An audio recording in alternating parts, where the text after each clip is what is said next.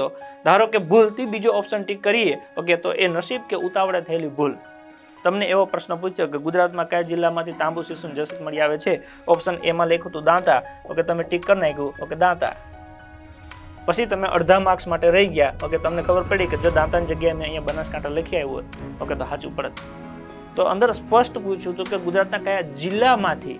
હવે જિલ્લા દાંતા જિલ્લો જ નહીં ભાઈ, અને તમને ખબર હશે કે દાંતામાંથી મળે છે મતલબ કે નોલેજ તો છે, ખાલી તમે ઉતાવળ કરી કે તમે જિલ્લો એવો ભૂલી ગયા. તાલુકો પૂછે તો દાંતા 2 શક આવે, જિલ્લો પૂછે તો બનાસકાંઠા આવે, દાંતા ના આવે. એના લીધે શું થયું કે 1.25 નુકસાન.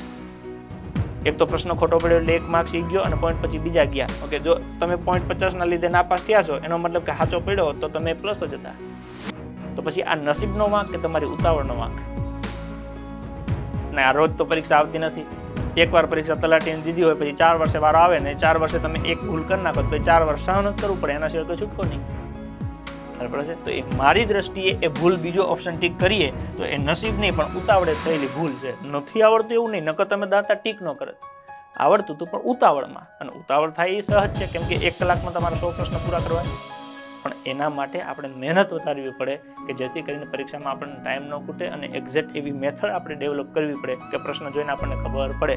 ઓકે અથવા તો એવું ઓકે ટીકડા કરવાની એક મારી મેથડ છે કે પ્રશ્નમાં જિલ્લો એવો પૂછ્યો તો જિલ્લા નીચે અંડરલાઈન કરી તો આપણને આઈડિયા આવી જાય ઓકે જિલ્લો ટીક કરવાનો છે, દાંતા જિલ્લો નથી એવું તરત અંદરથી બાય ડિફોલ્ટ આવે.